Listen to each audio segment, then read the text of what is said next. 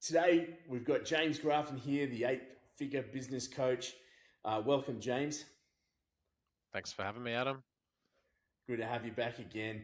Today, we're going to hear the full story of James Grafton, the unedited, full story from start to finish. Well, not finish. He's only halfway through, or a third of the way through his journey, hopefully. So great to have you here, James.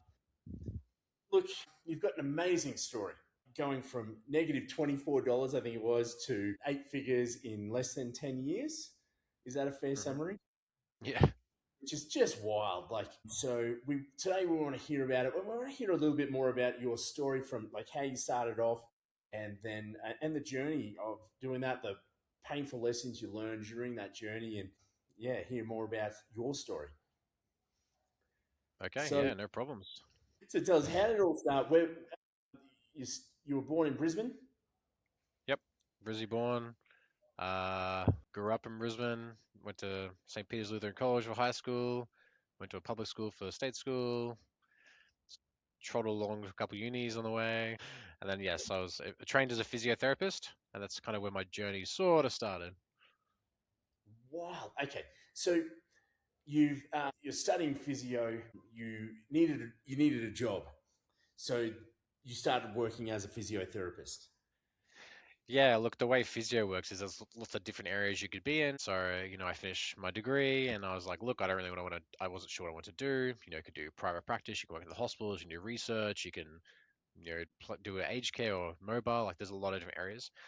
Effectively, I decided I'd just do a bit of everything. And a few of those included actually renting a room in a chiropractic clinic just to have a go, have my own little business because I had a few clients that wanted to see me at the time. So that's kind of how it started. So here I was in the chiropractic clinic. I was seventh down on the pecking order of receiving referrals because I was below the colonic therapist, which is somebody who puts a hose up your butt and helps you poop and stuff. I was below them as a physio, and I was a fresh grad, so I had no idea how to be a physio, or very limited idea, and I had no idea how to do business, how to get my first clients. So I started just walking around and talking to people and starting to get the lay of the land. Basically, that's how it originally started. Wild. Okay. So there's no aspiration to be a business. You just wanted to be a great physio. Yeah, and my understanding being somebody who's good at something is to kind of have understand what you're dealing with and what frameworks and boundaries. Like, what's it like to be in this particular job or this role? Like, what skills do you need? And that's how I kind of map out, what's required, and then I can ascertain what levels you need to be, average, good, great, excellent, pinnacle, whatever it may be, right? Fascinating. Was there anything before that revealed to yourself that you might want to do that? It's funny, like at the time there wasn't, but now I reflect, I've sort of always had a crack at things. When I was a teenager, it was, very lackluster, but I used to play a lot of computer games and I used to play other people's accounts and do things for them and they give me a little bit of money or whatever their like deal was, which is kind of funny.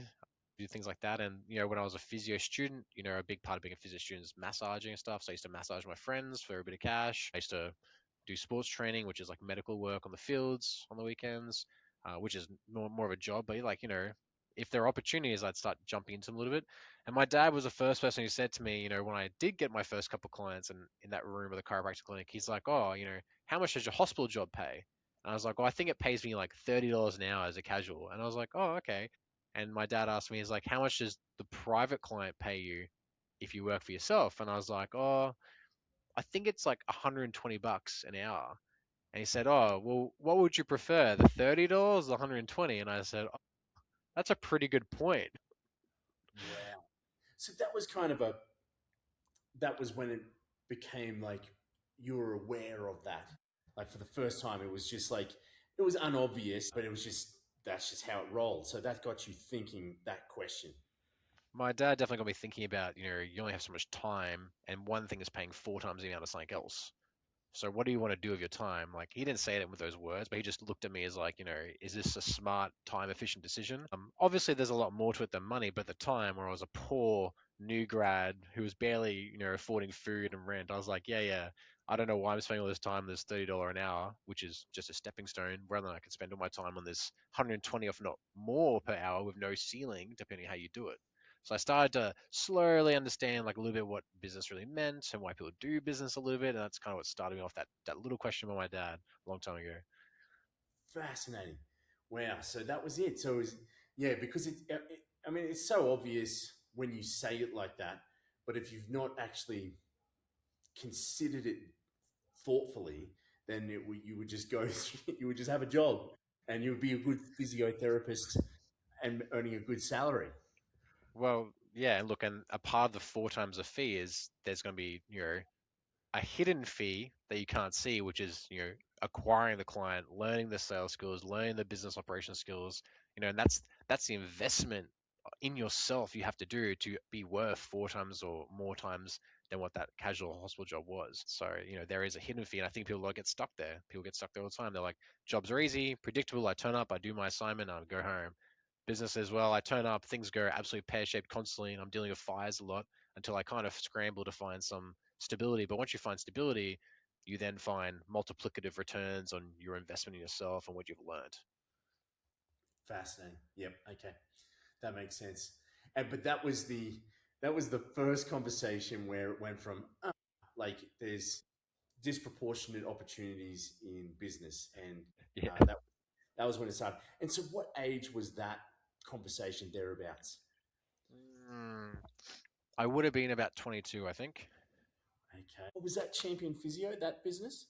No, that wasn't champion physio yet. That was actually I was actually personal training a little bit on the side as well as doing physio as I was finding my first few clients. So that was actually a business called Fitness for Busy People, which I Okay, don't think I've actually told anyone. But yes, I actually had a website and everything at that time. That was funny.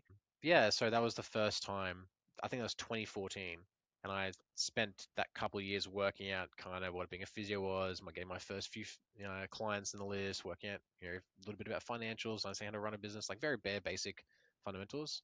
So yeah, Champion Physiotherapy started in 2016, and Champion Health came about a little bit later on, 2017, 2018, because I started to add more than just physios at that time.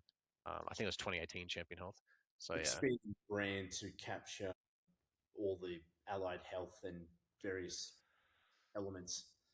Yeah, it's an interesting story because in our industry, everyone thinks they want to have every profession. And, typically someone who's done that, I go, look, you don't want to do that because a different profession's a totally different business. They're a totally different personality. They have totally different requirements. They have different compliance requirements, sometimes legally as well.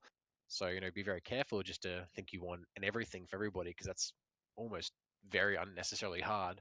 So yeah, Champion Physio, the a reason it expanded was because I was, yeah, building physios, but my general interest was peaked when I worked with other professionals. I remember my first interview. I think I've told you the story, Adam, but my first interview ever with somebody, and just to remind people that like, where you may see me now and what I have now, and lots of businesses and lots of revenue numbers and stuff. My first interview with someone back in 2016 was somebody who stayed with me for a long time, and I still think of him fondly. He was an exercise physiologist, and I said to this guy, I said, we sat in an empty room. It was 50 square meters. I just leased this coming from the chiro clinic because I'd finally got enough clients to pay for rent. Right, I'd leased this 50 square meter room. There was nothing in it. It was just carpet and two chairs. He sat in one. I had this fold up bed, and I said he rolled up to the interview, and I said, "Oh, hey, how you going, mate?" He's like, "Good, good." I was like, "Yeah, yeah. So, are you an exercise physiologist?" He said, "Yeah." I'm like, "Oh, okay. Have you ever done Medicare or anything or private practice?" He's like, "Yeah, yeah. I do a bit of that now." I said, "Oh, "Okay, cool. So, like, when can you start working?" And that was our whole interview. That was because, I didn't, I just needed someone to help me at that time. I had these referrals to that particular profession. So yeah, like just to remind people, like, everyone's learning different journeys and you got to start somewhere. So Wow. obviously, not how I recommend you do a recruitment process, but he was a fluke. And I can say that with a bit of luck, he was a very lucky hire in the beginning. He did help me a lot. He was with me for like 7 years. He's still a great guy. He's moved into a different part of the industry these days, but yeah, he's awesome. He helped me a lot over the long time. Wow, that's wild. Okay, so there was no aspiration to focus on business. It was health. Like that was the focus from leaving school and studying. It was about health, and it still is. Obviously, I'm a client of Champion Health. It's fantastic. It helps people with their health. But at some point, it's from that conversation with your old man.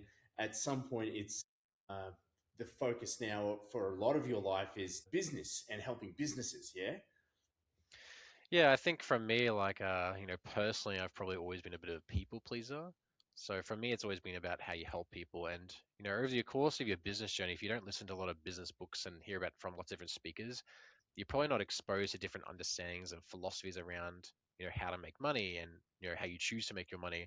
And a lot of my underpinning philosophy is like, I make money by proportionally by the amount of people I help. And there's only so many people I can help as a clinician, right? And like originally I was a clinician, I was a technician. I really enjoyed being a technician when I was a technician. I was pretty good at it. Maybe I wasn't the best in the world or anything like that, but I was a pretty good technician. Yeah, and you helped my neck last year, so yeah. So no, thumbs up. That's you're pretty good. Yeah, that was just an informal help. I haven't been a physio in many years now, but yeah. Look, yeah, like I enjoy what I was at the time, and I did strive to be good at whatever I have put my hands on. But eventually, I reached a cap. You only have so much time in a day. I can only see 60 to 70 people a week, and anything more than that, I could probably see, but also I do a terrible job, and that was never the purpose. The gap I would started to understand when I was a technician in healthcare, which is a common gap, is the problem is there aren't a lot of technicians around who maybe operate at the level you want to be, or they don't communicate in the way you need them to help you. And that's an ongoing nightmare. And that's kind of where the vision started for champions. Like, look, I really need a team who wants to communicate, who wants to be good at with their own professions. And I'm not saying health professionals aren't, but in every job and every role, like there's varying degrees where people fall and how willing they are to be detail oriented and what they need to do for that particular role. So that's kind of where it birthed because my problem at the time was I was trying to help people is I was getting these complex people who I was getting good results with, but I really needed other help from dietitians and psychs and stuff, and I just couldn't get a hold of them. So that's actually how it started, just for my own need, for my own clients. I was just like, look, we really need a team that does this, and I was willing to do that. So, and eventually over the years, people talk about vision, right? Eventually over the years, vision is like I didn't start with it. It's like that developed as I kept refining my craft. That's actually how it happened. And when I realized like a team could have a bit of an impact on people, I started to double down on that.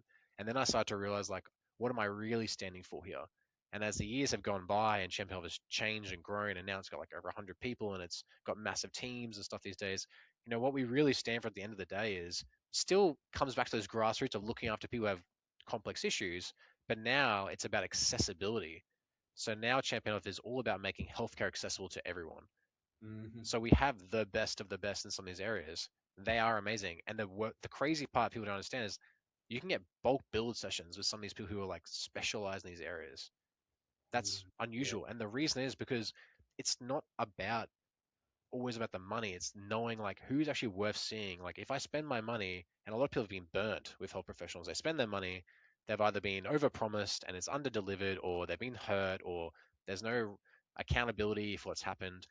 We go the other way, go come try us for $0 gap fee if you're eligible, basically for free for you.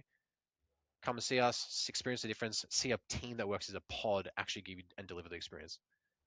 That's kind of where Champion Health is these days. That's why we're so much big. That's why we're big. That's why we grow. But we're all about accessibility to healthcare. And I'm not. That was something that I was doing when I was a technician, but I hadn't conceived it in that proportion because I hadn't thought about how many people we're helping. Because back then it was just me looking after the clients I had. Now it's like we have thousands and thousands of sessions a week between clinics and stuff. It's just a magnitude different. So the vision's different. Same vision, just a different frame of it. Yeah, yeah, an Didn't evolution of start with it though. People get that it's wrong. expanded to, but yeah, the vision is discovered, not you don't prescribe it. It's something that is uncovered over time that and developed proportionate to your team and the scope of what Yeah. you can do. And your interests, and you're going to refine it. You're absolutely going to refine. I've got other businesses where I started with a bit of a vision because I could see an opening and a need. Because visions are usually a reflection of a need, right? In an industry or in a population, it's just a reflection of a need. And like I started with it, and it did hit a need, but then I actually realized I didn't like that need. It didn't align with who I was, so I actually pivoted the whole vision. So yeah, vision's a funny word. It's just a reflection of a need. That's all Yep, it is. yep, and see, yep, yeah, brilliant. Okay, so tell us about some of the painful, uncomfortable lessons you learned along the way on that journey, because you can't go from -$24 to 8 figures a year and not Yeah, world of pain. yeah, absolutely. Look, there's more lessons I can possibly list off. Like everything is a never-ending journey. I always tell people, business is the ultimate personal development journey. It just never ends. Any day you think you're never gonna have a problem, you're probably dead or you're living a fantasy. It's one of the two. Because people who are growing are dealing with problems constantly. Now your problems can change. You don't always have the problem of like, did you put the bins out today and stuff. You might have problems like, well, we're short changed on some money, or we made a poor investment, or whatever it may be, and your problems just transform, right? So yeah, big problems. Like, I mean, I went through a lot of the typical problems people do when they scale and grow businesses. Remember, Champion was like my first business as well. So to have your first business also succeed was fraught with way more perils than people realize. Like, I could pick any area of business and pick terrible lessons I've learned and made stupid decisions. And some days I make bad decisions too. I've got to surf the wave as well. Look, I think the one that sticks out that a lot of people always like to hear about is there was this one period of time when I was duplicating the clinics. First time we've ever duplicated. And anyone who's ever built a business and tried to duplicate their business knows after doing it how horrendously hard that is. It sounds really easy on paper. You're like, well, you've got something that works, and I just want to do a second version of that. And it sounds really easy on paper. But what you don't realize is that, when you double, you don't just double the money. The money could double, and there's this huge chasm between you getting that double revenue and then you paying double the expenses or triple, sometimes more, because of all the hidden fees like legal problems, your workforce turns over, your systems all break, your money, runs dry, all these problems pop up. And, even the team attrition changes too, because, the people who joined you, they didn't join you for where you want to go. They joined you for where you're at now, and people forget that. And it's like, oh, all these things just fall apart. So I remember when we did our first duplication of a clinic, like that was very painful. It was, I was doing a 500 square meter clinic. I was duplicating to another 500 square meter clinic, and the new one was a nicer upgrade. It came with premium office space, but my first one was actually like industrial, like bulk goods warehouse. So it was very cheap on rent. And I knew this and I'd done the calculations, but I did not know about all these hidden costs. So it actually cost me like probably two-ish years until that clinic was profitable, and like a good $1 million, maybe million and a half, like a good lot of money and a lot of time to then get through that valley of death of learning to then arrive at where I originally was like, oh yeah, we'll just get there. So there was this huge chasm, the valley of death. And now I know why that valley of death is talked about a lot between business coaches and people who have scaled businesses, because it is a very real problem. And they don't end either. If you keep duplicating, expanding, there are other valleys of death too. So yeah, that's the most relatable one people can think of. There's typically a valley of death when you first do a startup as well. Like people just don't realize it because a lot of people can push through it. But there's a little one where you have the learning lesson of, oh, how do I get my first clients? How do I get my first team member? How do I make money? How do I understand financials? And that's like a little valley of death. And a lot of people, they get there and they never get out of it. They never get to like a nice, I'm making decent money, I've got a little team. And then a lot of people get stuck here, and very few ever get to a lifestyle business. And a lifestyle business, by definition, my definition, is you generally need 6 to 8 technicians, and you make about 300 to 400K profit per year, and you work 1 day a week. That's a lifestyle business in Australia, and very, very few people ever get that. Yeah, and that doesn't have to be big. You can only have to turn like maybe 1.5 to 2 million revenue to make that kind of profitability if you know what you're doing. But yeah, anyone who goes past that, like they just like pain and they're just a bit weird, or they don't know better. Like I didn't know better, so now I actively tell you, do you really want to double that size? Is it really necessary? You could just have this nice, beautiful lifestyle business. Yeah, Yeah, yeah, something worth considering. Like, I mean, but I mean, some businesses have a purpose beyond finances, right? Like, or health. Like, how do I help people have greater accessibility to health? Like that's obviously a driver for you. Like it's not a vision, it's actually what you value. And so you've done it. Like, so you push through the pain of expanding to that next level. Like, but why would you bother unless you have a greater purpose or vision to do that? And it's something everyone in business should consider, right? yeah, absolutely. I think the common trap and the fallacy for a lot of business owners, after teaching lots of people how to run businesses and build businesses and stuff now for a long time, the common trap there is people let other people determine what they should think and feel. They feel social obligation that they've got this lifestyle business that they need to do more. It's either one of two traps. It's either financially they want more and they're getting greedy, or they have social obligation where they're like, well, why shouldn't I do more? And I go, well, who are you trying to impress? Like, what's the purpose of this? You know, you do you need what was your vision really there? Like, unless you're truly strong about that vision, you know, like who cares? What does it matter? Like, no one, you know, in the world of business, very few people care about you. Like, almost virtually no one cares about you. You know, so just join a social media group, you'll find how little people care about their local people. So yeah, you know, it's a common trap. People feel like they've got to keep going. They feel like, oh, I've built this far, and they kind of have this sunken cost fallacy. I should keep going, and you know, I should turn this into helping everybody in the world. And I go, that's very utilitarian. That's really great. But also, why did you start a business? Generally, it's because you want to have a bit of life, you want to have some freedom, you want to make a little bit of money. So, you know, make sure you you compare yourself to, you know, what you really want, not what you think you should have, and that's a very common problem. Interesting. Yeah, Yeah, yeah. I think it's because social media is so strong. You know, people see Elon Musk and they see all these people and they're like, oh, you know, what if I had $1 billion? And I go, yeah, what if? Who cares? Right, right, right. And yeah, it's not about it's what the business is achieving in the world, or like what that greater purpose, or whatever value that whatever is actually driving you. Um, is There's always a well, cost. and, and we see it with like the Andrew Tate sort of thing, where it's about the Lamborghini or the Bugatti or the luxury car, and there's nothing wrong with that. I don't think there's anything wrong with that, but if you're only building a business for that, then it's kind of you gotta. There's not many people who are only motivated just by that, right? Like, and I don't know. I would think that that's a suboptimal. That I think the business should do something valuable in the world beyond just make money, right? Look, I don't pass judgment on anybody. I think it's just understanding what you truly want is the key. I mean, if you just want to hit a certain amount of money and that's you're happy to tick along, that there's beauty in that too. You know, true wealth is the ability to choose what you want to do. You're free, right?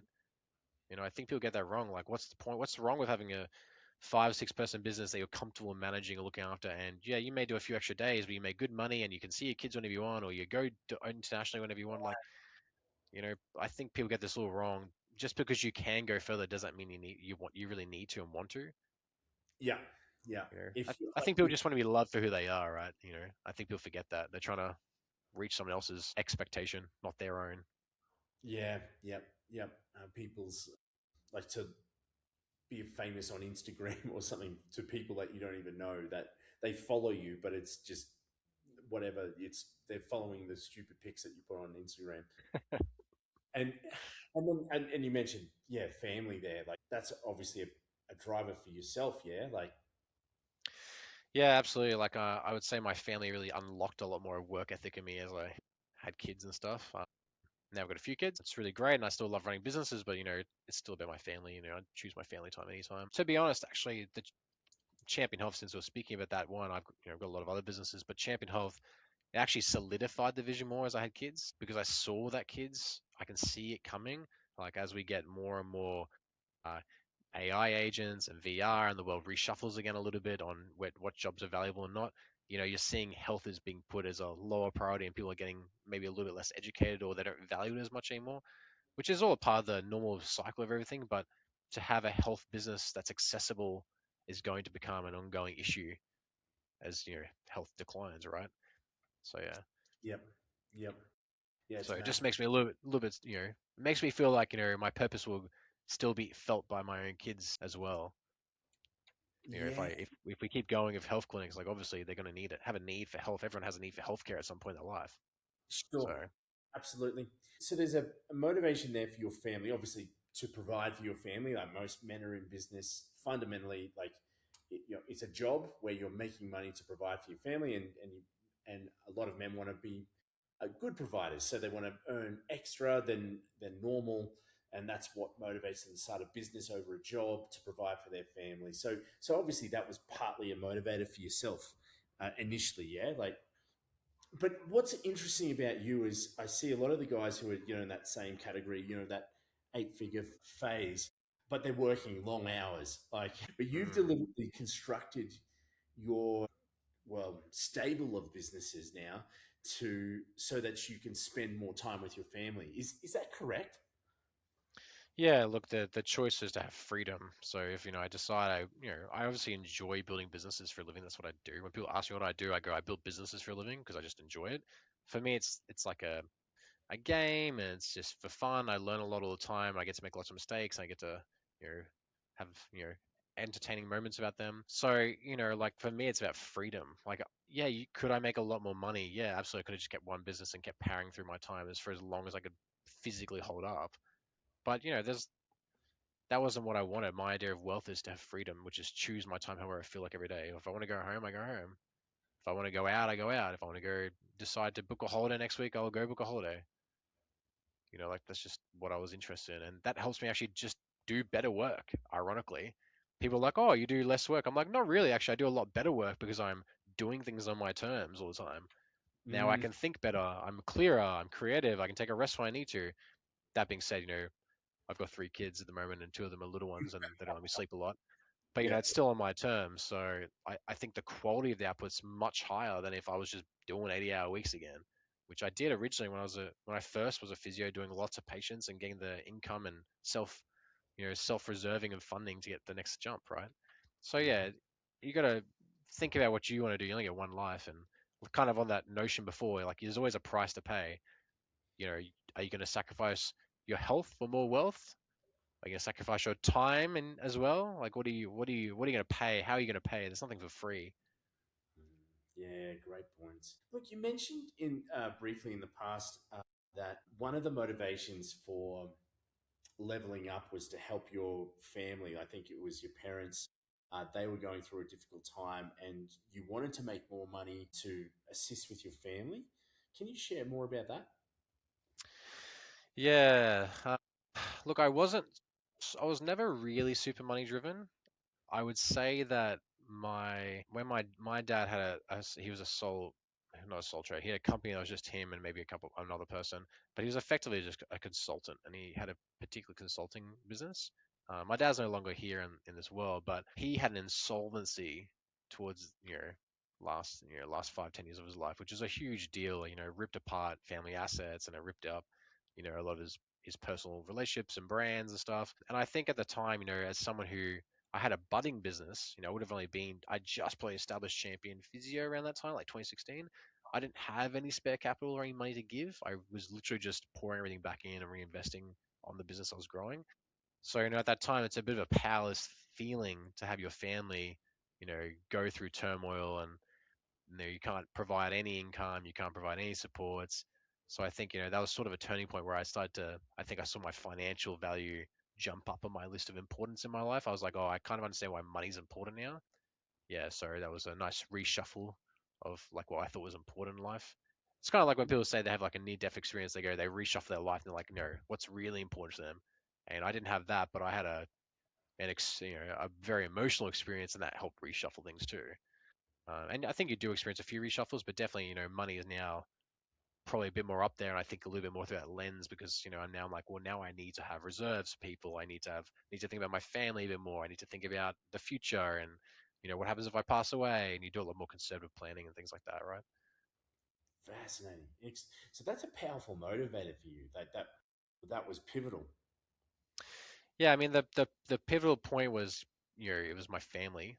The family was the primary of it, but finances wasn't super high. I was just happy ticking along. I was very easy, and then I suppose it got a lot higher when I was like, well, what's the point of having businesses if I don't have all these reserves to help my family or get my kids to school or have the freedom to see them and things like that. So money suddenly became a bit more marred with why am I doing it? My family will need a medium, which is money. I need to have a bit more money than I have now. Now I don't need to be a billionaire. I don't really care about that stuff, but it became more important at the time, which probably helped bring along more business success as I can make better financial decisions because I have better financial pools and considerations. Fascinating. That's really powerful. Wow. Thanks for sharing that. Wow. So that was a motivator, and that was when you decided to take champion to the next level. So you've gone through the the painful stage of expanding and duplicating champion physio to champion health and extending the services through that phase. That was the the moment where that became necessary to for that overarching goal of providing for your family and looking after your family, something like that. Yeah, I mean, it was just, it's part of the lessons you asked me before. They're just lessons in life. And, business is a funny place. You can start having business success. But then I have to remind coaching clients a lot, like, oh yeah, we've made a lot more money this year, with more profit and revenue in your business, and you got more automation and time. But also, your dad's dying, your mum's dying, your family's under strife, all this stuff. I go, look, you never have everything go in one direction, and people forget that some years in business, like some years are just holding stable while everything else around you is failing, and that is still progress in the world of life. People forget those things. Like, you're gonna have years where you spend a lot of money and lose money. You're gonna have years where you grow lots. You're gonna have years where you don't grow at all, but you've got all these other contentions happening around you. Maybe it's you got lots of little kids and you just don't sleep and you're just trying to hold things together. It is what it is. And I think people don't view success in the same metric. They always change it. They always think it's money, money, money. But success is, can you keep what you have without losing anything? All those hard-earned yards you just worked for, can you stay there while everything's pushing you back? Success can be in a lot of ways. So yeah, something to always consider. Yeah, that's brilliant. Yeah. Okay. So there, you've done that, and you've taken Champion Health, and then there's several other businesses. Can you speak about just some of the other businesses that you've personally purchased or developed yourself? Yeah, so my majority of my business portfolios these days are all organically grown, so I start them all myself. Yeah, like, so for example, Champion Health is my original business. Well, the original business that lots of people know me for. As you know, like, I'm the sole owner, sole everything for that. I never had seed funding, never had capital investors, don't have any distributions of any equity or anything. That's just all 100% me.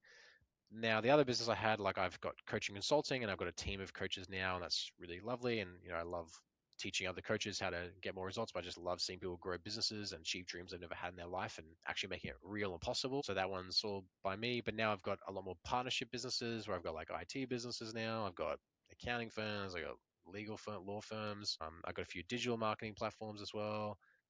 So yeah, these days I typically try to find a partner because unfortunately, as you have more kids and you already have businesses, your time is a bit limited and a lot more protected.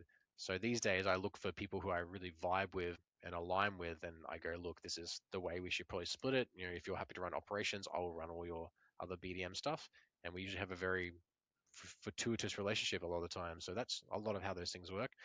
So yeah, a lot of those businesses, typically when I start a new business with someone I like, a partner, like, they generally go from, in their first year, they pretty much get 120K salary a lot of the time. They start away with a salary, and the business usually turns over 3 to 500K in the first year pretty fast. So they're winning, I'm winning, everyone's winning. Obviously, it takes some time investment, but yeah, that's for me, not for them. So we just get it going, really. It's all about transparency. It's just communication. That's brilliant. That's brilliant. So, okay, so that's a pretty sophisticated model. So you've gone from a very traditional model, like the physiotherapy is a very boring, ordinary business. Like, it's not. Yeah. I've never really even thought of it as a business. It's just a health service, but obviously that's running it extraordinarily well is very profitable as a business. So Hmm. that makes sense. But then I know some of the other businesses that you're involved with. There's some really interesting stuff that some of them intersect with the health side of things. Others don't. So I guess that's a factor. But then also your coaching. So you're a gun for hire. So there might be a business in the sense of like they just need someone who is an advisor, a coach who has done it before, and they will pay you as the eight-figure business coach to assist them to go from 6 or 7 figures to 8 figures. That's what you do. Yeah, look, the main difference we have as the JG coaching team is that all of our coaches have actually built businesses to 7 and 8 figures.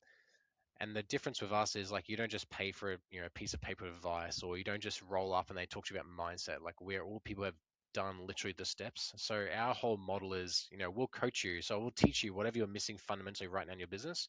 We'll show you what the steps are to go where you want to go, and we'll literally hold your hand and do step by step with you.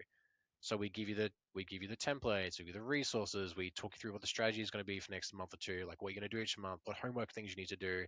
And then even if you get stuck and your world's breaking apart and you're having a bad time, like, sometimes we'll step in fractionally and just help you out for an hour instead. Like, that's a big part of the coaching.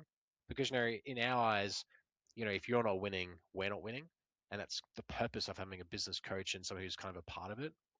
Whereas the exact opposite is 90% of business coaches or who say they're business coaches, one, have never built a business, and two, are just really good at marketing and scamming people, and they don't actually have anything that's that useful.